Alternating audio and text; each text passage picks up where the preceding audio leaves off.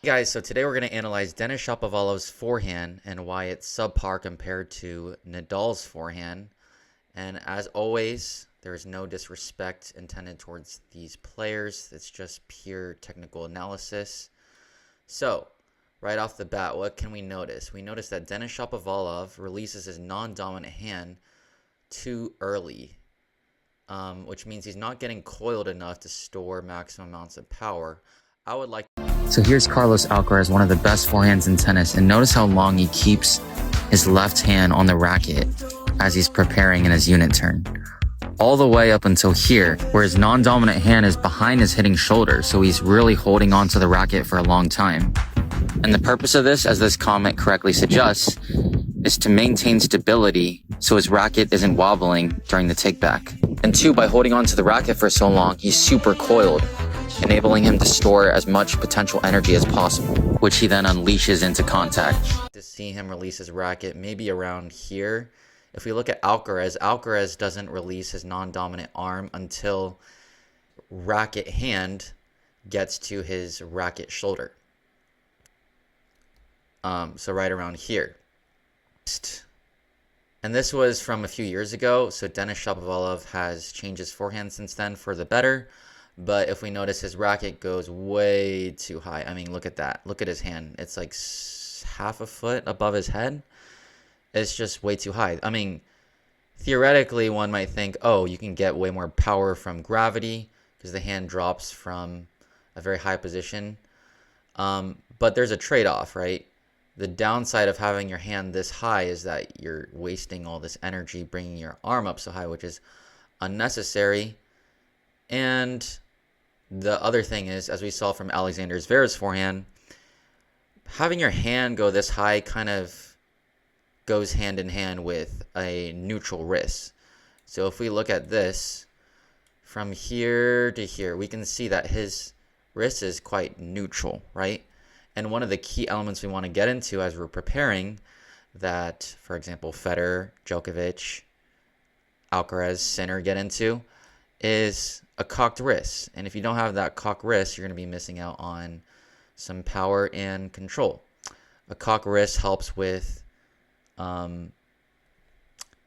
extending the pronator muscles, which will help for getting more power later. So he maintains this neutral wrist, and as a result, his forehand isn't as good as it could be.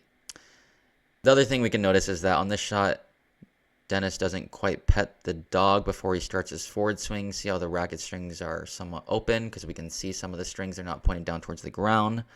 Now this might just be because of this high shot, so we'll take a look at some other shots. Let's take a look at this one, for example. Okay, so this one he is petting the dog, but again, the neutral wrist is a huge killer. Musetti, Andy Murray, any player with a relatively weaker forehand, I'm saying weaker, obviously it's not weak, it's weaker compared to like Alcaraz or Djokovic tier, all right? Weak compared to the ideal. So here he does a good job petting the dog, and then he supinates into contact, but the big thing is look at his head. Denis Shapovalov's head is like a bobblehead. It never stays still. It always kind of pulls off towards the right. He doesn't look at contact. You don't have to look at contact, but his head is very unstable, which is causing his body to also kind of spin out of control. And in this shot, that he doesn't do a great job of pronating. So I can tell because right after contact, his strings are still, they're not starting to close. They're even slightly open there. At this point, they should already be much more closed. So sometimes he has pronation issues. Usually it's good, I think. The other thing I notice is his arm doesn't fully extend through contact. It doesn't have to fully extend, but he's not pushing his chest and shoulder forward through the shot. He's kind of just making contact and then his forearm is coming around this way. Whereas if you look at players with elite forehands, they really get this shoulder and chest like coming around way more.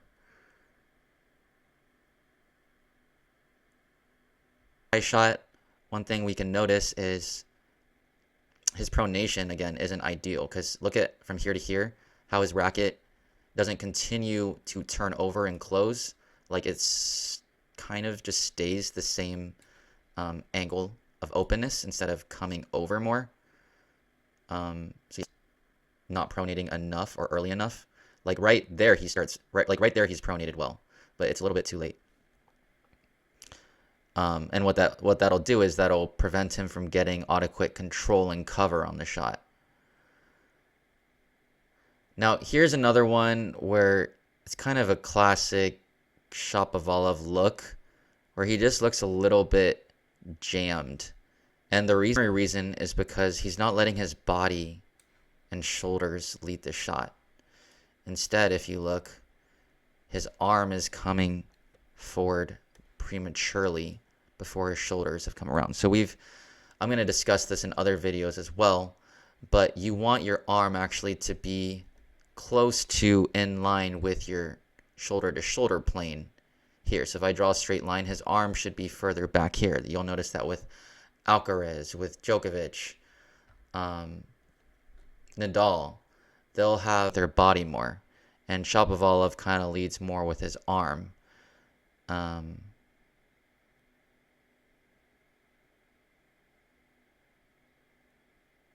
Two other issues I wanted to point out, minor issues, but look at Denis's contact point on all of his forehands.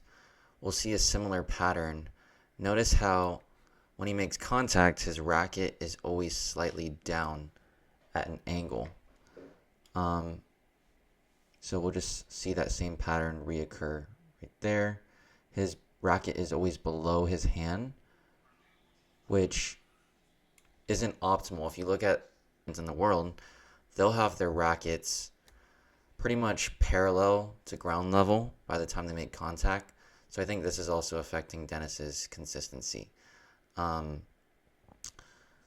Which is kind of related to his head, but someone commented that he jerks his body off to the right. So his body pulls off to the right too much. So again, we can see here that at the end of his backswing, see how his racket is ever so slightly drifting off behind his body here before he started swinging forward. So he's losing a little bit of potential energy. He's leaking it prematurely. Whereas if you look at Nadal and the other best forehands, they'll keep their racket on their dominant side up until they're really actually about to swing forward. So he's already losing a little bit of control and power here. Yeah, guys, those are the main things. He still has a great forehand, of course. That's why he's one of the best players in the world. But these are some of the things preventing him from, like, for example, winning a Grand Slam or being more consistent in his wins. So let me know what you guys thought, and hope you enjoyed the video. Thanks.